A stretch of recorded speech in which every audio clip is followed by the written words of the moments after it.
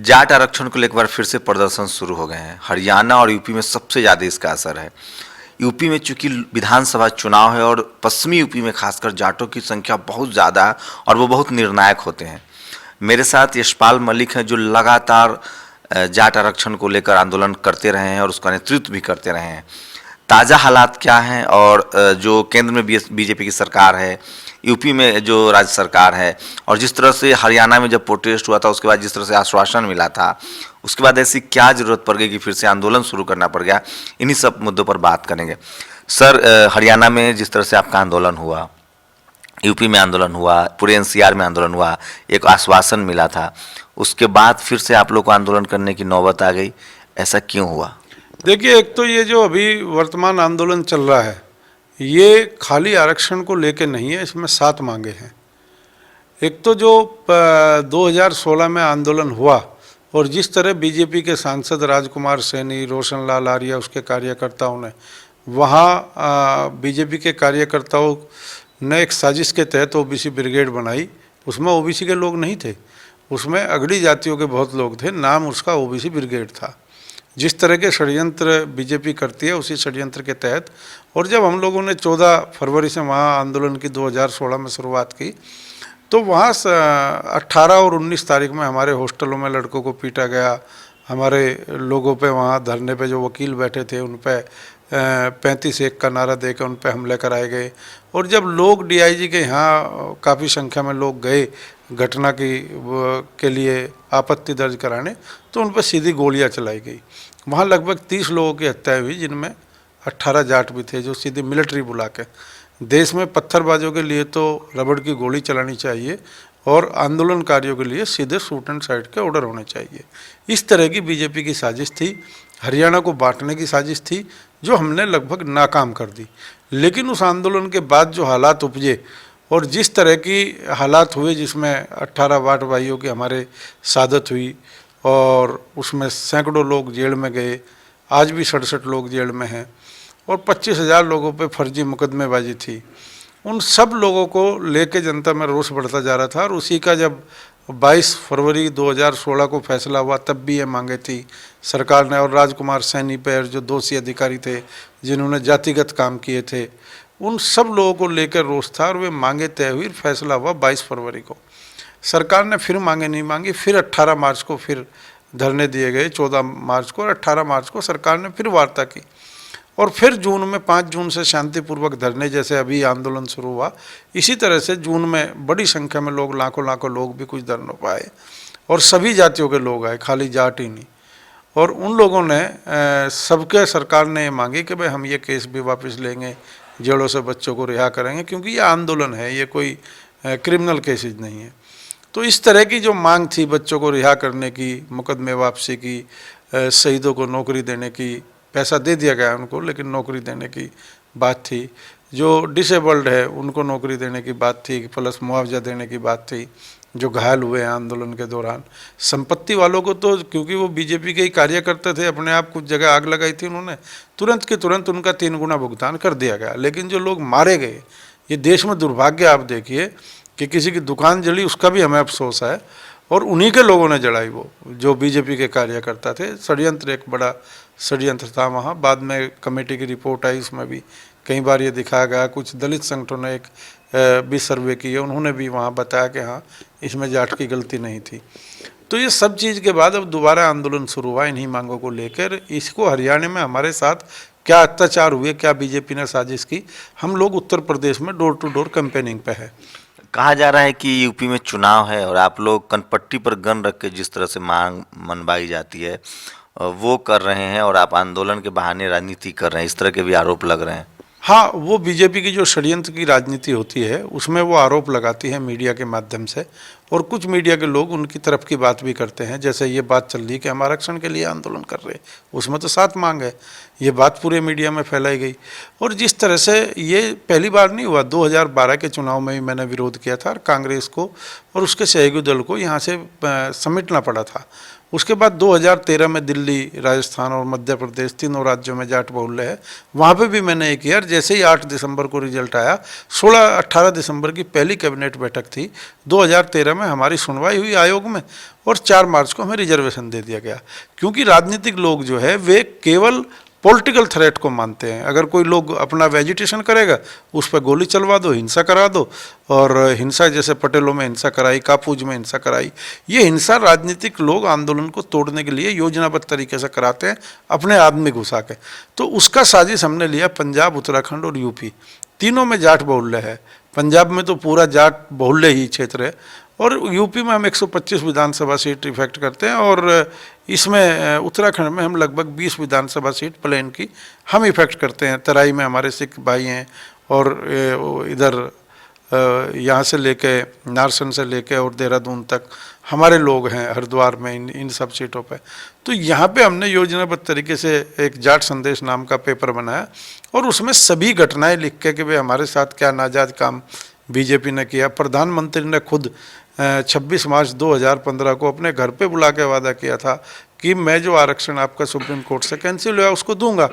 लेकिन जैसे आपको पता कि आरक्षण की नीति पे ये चाहते हैं कि देश के लोग लड़ते रहे और आरक्षण को ही मुद्दा बना के चुनाव जीत जाए। बिहार के लोगों ने तो इनका इलाज कर दिया, अब उत्तराखंड, उत्तर प्रदेश और पंजाब के लोग भी इनका इस मुद्दे पे इसका इलाज कर देंगे।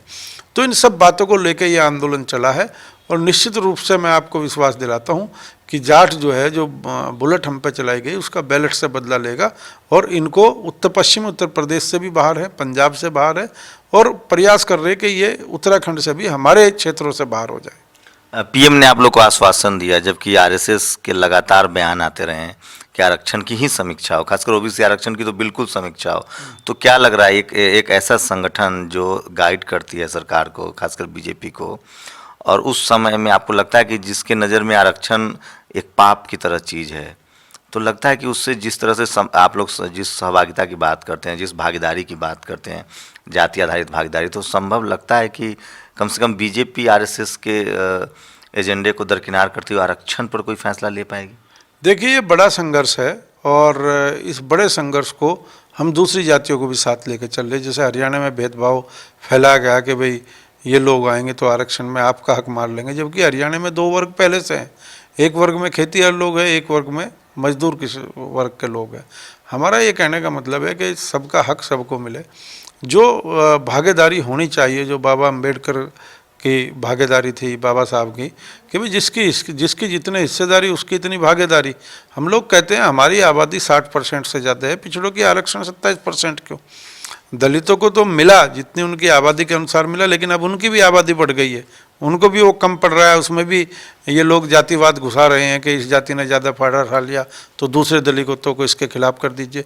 एक बड़ी साजिश के तहत इनके लोग काम कर रहे हैं। उस साजिश का पर्दाफाश आहिस्ता आहिस्ता हो रहा, हम लोग भी कर रहे हैं। जैसे अभी मेरे पास जींद से फोन आया, कल धरने पे दूसरी जाति का ही अध्यक्ष होगा। हमने इन धरनों पे 36 बिरादरी का, सभी जातियों का सहयोग लेकर धरना चला रहे हैं, और ये अच्छा प्रयास है कि दलित जातियों के भी, मुस्लिम भी और सवर्ण भी, जो लोग इनकी नीतियों के खिलाफ हैं, स्वर्ण भी, वे लोग भी अब आहिस्ता आहिस्ता वहाँ धरनों पे आने लगे, और वे कह रहे हैं कि हाँ, जाट के साथ अन्याय हुआ। मलिक साहब, आप लगातार आरक्षण को लेकर आंदोलन चलाते रहे, नेतृत्व करते रहे हैं, डाइवर्सिटी को आप समझते हैं। क्या लग रहा है कि एक तरह का प्रोपेगेंडा फैलाया जा रहा है कि आरक्षण जो है वो गलत चीज़ है? स्कूल के बच्चों से बात कीजिए, कॉलेज के बच्चों से बात कीजिए, हर तबके के बच्चों से बात कीजिए, ये एक सामाजिक समझ, जबकि अफर्मेटिव एक्शन के नाम पे दुनिया के तमाम देशों में, चाहे वो अमेरिका हो, पूरा यूरोप हो, वहाँ लोगों को अधिकार दिए जाते हैं, कहीं श्वेत के आधार पे, कहीं अश्वेत के आधार पे। तो ये जो एक सामाजिक परसेप्शन है, खासकर अगर जाट समुदाय की बात करें, उनका जो न्यू जनरेशन है, क्या वो समझ रहा है इस बात को कि आरक्षण एक शैक्षणिक और सामाजिक जो पिछड़ापन है उसको दूर करने का औजार है, न कि वो कोई स्पेशल प्रिविलेज है? हम 10 साल से लगे हैं, हम जाट समाज को समझाने में कामयाब हो गए। पहले जाट समाज में भी बहुत भ्रांतियाँ थीं, फिर उनको बताया गया कि कैसे 1858 से पहले दलितों को, पिछड़ों को, इनको तो स्कूल ही जाने का अधिकार नहीं था। इसमें गुरुकुल पत्ति लागू थी, बनिया ब्राह्मण ठाकुर के अलावा कोई पढ़ नहीं सकता था। उनको ही बताया गया, फिर उनसे कहलवाया गया कि हमारे साथ सामाजिक भेदभाव क्या था। हमारी दादी के हाथ की ब्राह्मण रोटी नहीं खाते थे, जैसे जैसे पूंजी बढ़ती है, जैसे कोई दलित था उसकी छाया से भी ब्राह्मण भागता था, नहाना पड़ता था उसको, लेकिन जैसे ही वो दलित का बच्चा पढ़ लिख कर कामयाब हुआ तो सबसे पहले उसने ब्राह्मण ने उसके घर पे कब्जा किया। उसके माँ बाप से पहले जैसे ही कोई अफसर बना उसके घर पूजा करने पहुंच गया, उसको अपना जजमान बना लिया, उसकी जाति से निकाल कर, उसके पिछड़ेपन से निकाल कर उसको ब्राह्मणवाद में शामिल करने का काम किया। ये हम लोग गांव-गांव जा रहे हैं, बता रहे हैं सिस्टम, और लोग जो बुजुर्ग लोग हैं, अगली एक पीढ़ी के बाद तो अगर हम इसको शुरू करते तो हम बता भी ना पाते क्या क्या अत्याचार हुए। अभी भी हमारे ऊपर जो पिछली पीढ़ी पर अत्याचार हुए वे हमारे माँ बाप जिंदा है, वे लोग इस बात की हाँ भरते हैं कि हाँ हम बता नहीं पाए। लेकिन मैं दलितों को तो धन्यवाद दूंगा कि उन्होंने पढ़ लिख के वगैरह ऊंचे पदों पे भी पहुंचे, तो उसके बाद भी उन्होंने अपना जो उनके साथ हुआ था उसको ध्यान रखकर अपने बच्चों को ही बताया।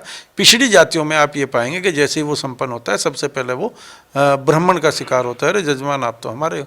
और उसके बाद आप यहाँ देखें जैसे दिल्ली है, राजनीति में भी आप देखें जैसे दिल्ली है, पूर्वांचल से लोग यहाँ आते हैं, लेकिन उनकी राजनीति कौन करता है?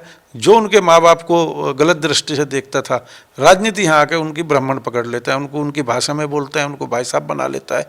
इस अवसरवाद को जब तक हम जगह जगह नहीं ले जाएंगे, बताएंगे नहीं, तो इसका भी बहुत बड़ा शिकार है। यहाँ जैसे पिछड़े वर्ग के लोग हैं, दलित वर्ग के लोग हैं, दिल्ली में केजरीवाल बेवकूफ़ बना गया। मतलब आप ये देखिए, जो क्या लग रहा है कि जो गैर सवर्ण जातियां हैं और खासकर शैक्षणिक रूप से जो पिछड़े लोग हैं, सामाजिक रूप से जो पिछड़े लोग हैं, वो अब इस बात को समझने लगे हैं कि जो चाहे वो संपदा का मामला हो, सिस्टम का मामला हो, देश में आर्थिक सामाजिक राजनीतिक जो दबदबा है, वो जो 10 से 12% लोग हैं जो खुद को डोमिनेटिंग सोसाइटी कहते हैं, जो खुद को अपर क्लास कहते हैं, उनका और वो उस समाज में क्या रिएक्शन है? क्या वो इस बात को तैयार हैं कि एक मजबूत भारत के लिए इस देश के हर आदमी का पूरा विकास हो तभी देश मजबूत बनेगा? इस बात को वो समझने की कोशिश कर रहे हैं? क्योंकि आप लगातार लोगों से मिलते हैं, लगातार ग्राउंड पे जाते हैं, तो एक सामाजिक जो बदलाव है, जो सोशल वैज्ञानिक सिस्टम होता है, वो समाज भी उस बात को समझने के लिए तैयार है कि सबको कम से कम बराबर मौका दिया जाए? समाज तो समझने के लिए तैयार है, लेकिन उस पर पिछड़ी जातियों में काम नहीं हुआ। अगर आप देखेंगे दलित में तो बहुत काम हुआ, दलित में लेकर गए, पिछड़ी जातियों के पास साहित्य ही नहीं है। अभी हमने उसका भी प्रयास किया है, एक ओबीसी सेवा संघ के माध्यम से प्रयास कर रहे हैं, पहले साहित्य विकसित हो। साहित्य दलितों ने बहुत, दलित जो बुद्धिजीवी थे उन्होंने बहुत साहित्य विकसित किया और उसको घर घर पहुँचाने का काम किया। बल्कि मैंने तो अभी मैं किसी दलित कॉन्फ्रेंस में था हरियाणा, मैंने उनको कहा कि हमें आप जैसे बुद्धिजीवी लोग चाहिए जो हमारे लोगों को भी समझा सके। पिछली जनरेशन में जो गांव से देहात से खेती वाला आदमी आया, उसने एक चीज़ देखी कि वो पूरी ज़िंदगी अपनी, क्योंकि लालच उसे होता नहीं, करप्शन में वो होता नहीं इन्वॉल्व, उसको डर लगता है रहता है करप्शन करने, तो उसने अपनी पूरी ज़िंदगी अपने बीवी बच्चों पे ही गुजार दी। तो अब हम लोगों के अंदर भी ये बात आ रही है, जैसे हम लोग जो लोग रिटायर हो रहे, जो लोग सीनियर लोग हैं +50 के, जिन्होंने आके तरक्की की, अब वो लोग, उनकी समझ में आ रहा है कि हाँ हमें अपने समाज के लिए काम करना चाहिए था। जिस तरह दीनबंधु सर छोटूराम ने किया, शिक्षा का अभियान चलाया, ये अब हमारे समाज के लोगों की समझ में आने लगा और अब लाखों लोग इस काम को करने के लिए तैयार हो गए। अगले 10 साल में आपको ड्रास्टिकली चेंज आएगा पिछड़ों के संगठन में भी और पिछड़ों लोगों की एकता में भी और दलित और पिछड़ों के कॉम्बिनेशन में भी। दलित समाज में भी अभी क्या है कि उसका बहुत सा इस्तेमाल ब्राह्मण कर रहा है, उसका इस्तेमाल, और वो मजबूरी है क्योंकि उसकी संख्या कम है, 20-22% है।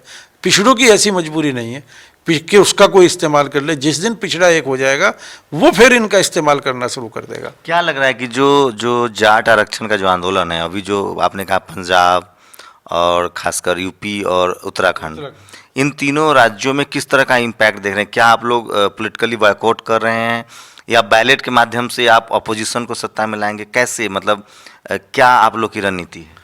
पॉलिटिकल बाइकआउट करने से काम नहीं चलेगा, टैक्टिकल वोट करने से काम चलेगा, उसी को हमने अपनाया है। डेमोक्रेटिक सिस्टम से ही आप, हाँ, डेमोक्रेटिक सिस्टम से एक तो अपने समाज को करें, 100% मतदान करिए और जो भाजपा को हराए उसको मतदान कीजिए। ये मत देखना दुश्मन को हराने के लिए अगर विरोधी को भी वोट करना पड़े, जो हमारा पॉलिटिकल विरोधी, उसको भी वोट कर दो, लेकिन दुश्मन का इलाज करो सबसे पहले। तो सिर्फ भाजपा को हराने की बात कहते हैं तो इससे नहीं लगता कि आप एक राजनीति कर रहे हैं या एक दल विशेष को फायदा पहुंचाने की कोशिश कर रहे हैं? नहीं, जिसने हमारे साथ बुरा किया, जिसने हमारे ऊपर गोलियां चलवाई, हमारी कौम के ऊपर हमला किया, क्या वो हमारा दुश्मन नहीं है?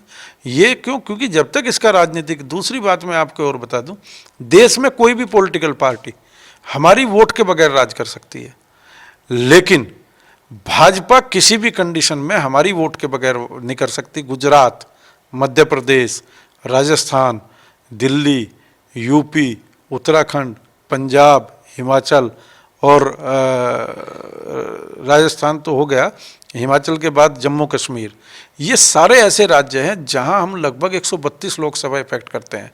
भाजपा का आप देखें, उड़ीसा में है नहीं, बंगाल में है नहीं, केरल में है नहीं, कर्नाटक में है नहीं, आंध्र प्रदेश में है नहीं, तमिलनाडु में है नहीं। जहां भाजपा है ही नहीं, केवल हिंदी भाषी लोगों पे राज करने वाली हिंदी भाषी पे गोली चला के। बीजेपी तो स्वभाव से आरक्षण के खिलाफ है, क्योंकि उसकी अपर कास्ट लीडरशिप है। आरएसएस आरक्षण के रिव्यू की बात करती है, मोहन भागवत में किया था। तो आपको लगता है कि बीजेपी में कोई बीजेपी तो आरक्षण के स्वभाव के खिलाफ, क्या लगा यूपी में जो अभी जो मैनिफेस्टो आए हैं उसमें क्या किसी ने दलित आरक्षण, जो जाट आरक्षण है, उसके मुद्दा को उठाया है? कोई आश्वासन मिला है आपको किसी राजनीतिक दल से? देखिए, मुझे इसमें आपको एक बात बतानी पड़ेगी, वाजपेयी जी का युग और मोदी जी का युग, दोनों में फ़र्क है। वाजपेयी जी लीडर थे बीजेपी के और आरएसएस से भी तालमेल में रहते थे। मोदी जी प्योरली लीडर है आरएसएस के, इनका आम जनता से उससे कोई बहुत ज़्यादा संबंध नहीं है। जो अभी मैनिफेस्टो है, ये जुमलेबाज मैनिफेस्टो, वो भी मैंने आप लोगों को बताया कि जिस तरह के वादे इन्होंने 2014 में जुमले फेंके थे 15 लाख का कर में OROP, और जिस तरह का स्वामीनाथन आयोग, और जिस तरह की 2.5 करोड़ जॉब, वे जुमले अब 3.5 साल में केंद्र सरकार ने तो पूरे किए नहीं। अब वे कह रहे हैं कि यहाँ को पूरा कर देंगे हम उत्तर प्रदेश में भी। जो पावर ही तुम्हारी थी जॉब क्रिएशन की, जो पावर तुम्हारी थी स्वामीनाथन आयोग की, जो कर्ज माफ करने की पावर तुम्हारी है केंद्र सरकार की, पहले कांग्रेस ने भी किया, अभी 80,000 करोड़, ये सब चीज़ों को अब जुमले फेंक रहे यूपी में। इसको हम घर घर पहुँचा रहे हैं कि इस जुमलेबाज जो घोषणा पत्र है इससे बचे। और आरक्षण का मैं इसलिए वाजपेयी जी में इसमें फर्क बता रहा कि हमारी मांग को सबसे पहले वाजपेयी जी ने पहचाना था। अगर मोदी जी वाजपेयी जी से कनेक्टिव होते, हमें 9 राज्यों में रिजर्वेशन मिला, जिसमें 4-5 राज्यों में इन्होंने दिया और 4-5 राज्यों ने कांग्रेस ने दिया। तो इसमें मैं जो वाजपेयी जी का रिजीम था, उस टाइम पे वाजपेयी जी को सत्ता जो दोबारा मिली 1 वोट से हारने के बाद, वो भी राजस्थान के जाट की वजह से मिली, 10 सीट से 21 सीट उनकी कर दी। ये तमाम फैक्टर ऐसे थे। वो अभी क्या है कि ये घमंड में है और ये सारा सिस्टम वो लागू करना चाहते हैं जो आरएसएस इनका का जिसका है। बताइए, आपको कई राज्यों में आरक्षण है, ओबीसी में हैं आप, और हरियाणा में जहां सबसे ज़्यादा संख्या आपके लोग चीफ मिनिस्टर रहे हैं, वहां आरक्षण नहीं है। तो यूपी में जिस तरह से आप लोग पॉलिटिकल कैंपेन कह रहे हैं, आप खुद मान रहे हैं, तो क्या लग रहा है कि बीजेपी को हराने के बाद शायद केंद्र सरकार पर प्रभाव पड़ेगा, ये रणनीति आप लोगों की? बिल्कुल यही है। और 2017 में चुनाव गुजरात में है, वहाँ भी हम 50 विधानसभा सीटों पे है आंजना चौधरी के रूप में। 2018 में राजस्थान हमसे बहुल्य है, मध्य प्रदेश हमसे बहुल्य है। और दूसरी बात मैं आपको ये भी बता दूँ, इसमें जैसे आप लोग पूछ रहे थे कि ये जो रिजर्वेशन वाली बात है, जैसे आपने कहा भाई चुनाव का क्या फ़र्क पड़ेगा, चुनाव का ये फ़र्क पड़ेगा, यहाँ से हारते ही हम लोग राजस्थान में हमारा संगठन है हर जिले में, इसके बाद मध्य प्रदेश में हमारा संगठन है, गुजरात में हमारा संगठन है। हम सब लोग इसको इस तरह मोटिवेट करेंगे कि अगर जाट के ऊपर कोई भी जाति अत्याचार करे तो वो पूरे देश के जाट उसको अपने ऊपर अत्याचार माने। यही प्रचार हम लोग घर घर कर रहे हैं और इसी को प्रचार को घर घर पहुँचा रहे हैं।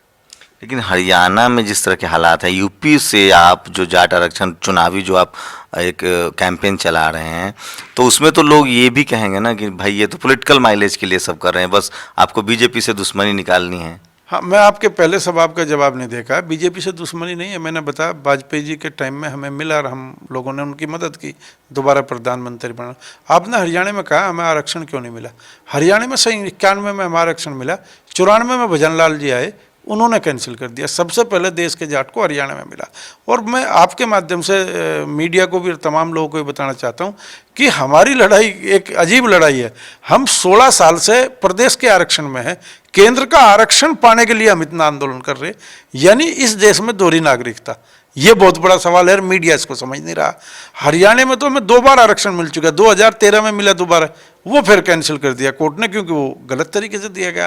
राजनीतिक लड़ाई में हम लोग पिस रहे हैं और इसमें दलित राजनीतिक भी कहीं ना कहीं इसमें, जैसे शैलजा थी, वो तत्कालीन में आयोग की अध्यक्ष थी, वो कुर्सी पाने के लिए, हुड्डा और उसकी लड़ाई थी, वो कुर्सी पाने के लिए उसने हमारी आयोग से रिपोर्ट गलत करवा दी। तो ये ऐसे बहुत से मुद्दे हैं कि जाट को राजनीतिक लड़ाइयों के कारण आज तक जो केंद्र में आरक्षण नहीं मिल पाया, ये राजनीतिक लड़ाई है। अब राजनीतिक लड़ाई को राजनीतिक तरीके से नहीं निकालेंगे। मैंने आपको बताया था कि 2013 में हमने दिल्ली, राजस्थान और मध्य प्रदेश कैंपेन किया और सही 10 दिन बाद रिजर्वेशन मिल गया। आज जिस दिन इसका रिजल्ट आ जाएगा चुनाव का, हमारे जाट इफेक्ट का पता लग जाएगा, उस दिन तो 2019 में सरकार जाती हुई नजर आएगी। 100 MP भी नहीं ले सकते जाट के बगैर। तो क्या यूपी में किस तरह से आप लोग असर डालने वाले हैं चुनाव पर? यूपी में तो मैंने बताया कि जो भी टैक्टिकल वोट है, जो भी कैंडिडेट फाइटिंग में है, जाट उसको वोट कर रहा है। 100% जाट उसको वोट कर रहा है। किसी पार्टी विशेष के को तो वोट नहीं कर रहे हैं। अलग अलग सीट पे अलग अलग कॉम्बिनेशन है। आप मुजफ्फरनगर की 6 सीट पे जाएंगे, कहीं बसपा आ गए, कहीं सपा आ गए हैं, कहीं राष्ट्रीय लोकदल आ गए हैं। आप हर एक जिले की अलग अलग कॉम्बिनेशन है। तो 3-4 दल जो इनके खिलाफ लड़ रहे हैं। किसी को वोट देंगे? बीजेपी को आप लोग इस बार चुनाव में वोट नहीं दे रहे हैं ताकि आपका आरक्षण आपको मिले? हाँ, बीजेपी के अलावा हम सबको वोट देने के लिए तैयार हैं।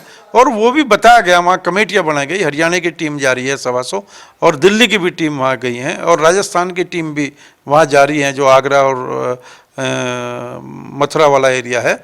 वो सब लोग, बाहर से लोग जा रहे हैं। हरियाणा में क्या अत्याचार हुए और उस अत्याचार के विरोध में कहाँ वोट करें, ये लोकल लोग निर्णय लें। एक आखिरी सवाल, ओबीसी कह रहे हैं आपकी, अभी तो जो जातीय जनगणना है उसको जारी नहीं किया जा रहा है।